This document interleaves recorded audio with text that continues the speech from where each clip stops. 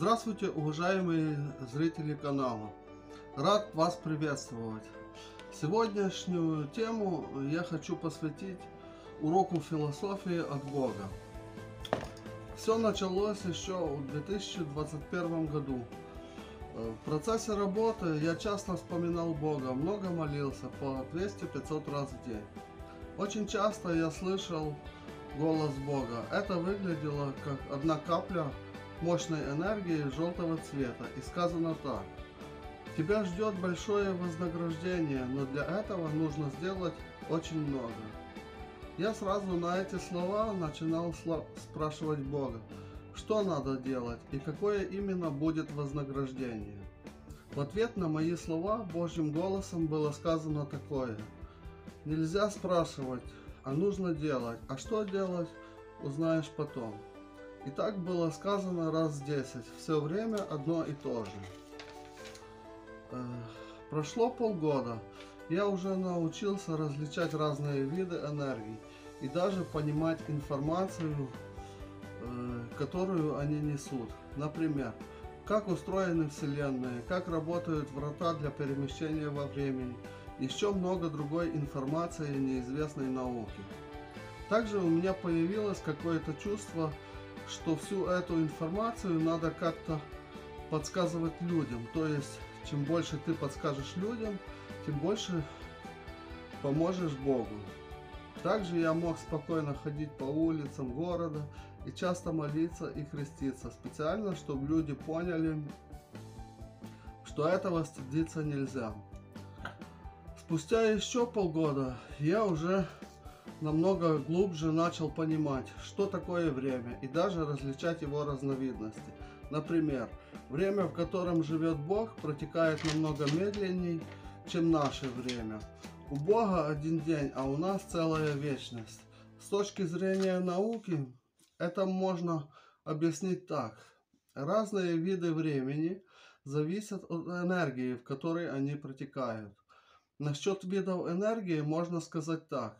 Их есть бесконечность, и создаем их мы сами. Из одного энергетического источника информации я понял, что на других планетах философии уделяют большое значение, а сам вид энергии несет такую информацию. Есть философия, значит есть оптимальный выбор из бесконечной возможностей. Еще один из видов энергии несет информацию такую. Есть культура, есть возможность тонко понимать разные виды энергии. Извините, что читаю, я просто не все могу запомнить, поэтому приходится записывать и уже потом читать. Вся философия от Бога заключается в помощи нашему Отцу. Другими словами, можно сказать так. Как ты помогаешь Отцу, так и Отец помогает тебе.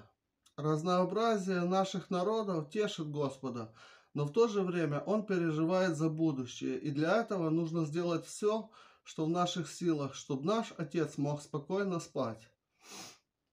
Иногда один маленький поступок может изменить целую цепочку событий.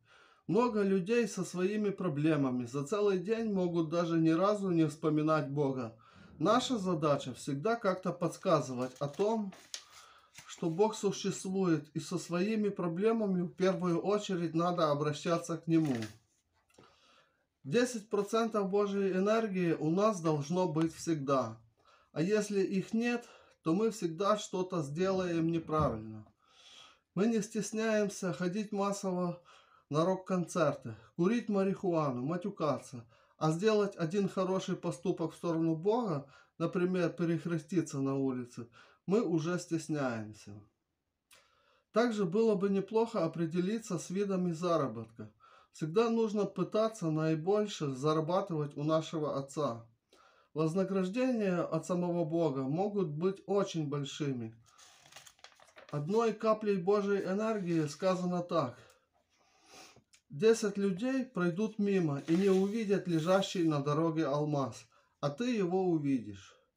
В переносном значении это выглядит так. Ты один поймешь, где и как можно заработать, и само вознаграждение будет стоимостью в целый алмаз. В Все это выглядит поэтапно. На первом этапе, после проделанной работы в сторону Бога, у тебя начнется осязание.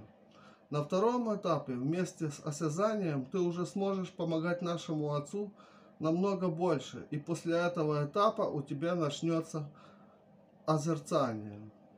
В такие моменты ты смотришь на мир уже глазами ангела. Ты начинаешь отказываться от разных материальных ценностей, потому что ангелам они не нужны. Твои мысли наполняются очень дорогими видами энергии, а стремление помогать Богу будет на глобальном уровне. Если ты хоть раз в жизни почувствуешь такое, то сразу поймешь очень многое. На этом наш урок я предлагаю пока закончить. Будут еще видео более интересные. Не забываем подписываться на канал. До свидания, до скорых встреч. Рад был вас видеть.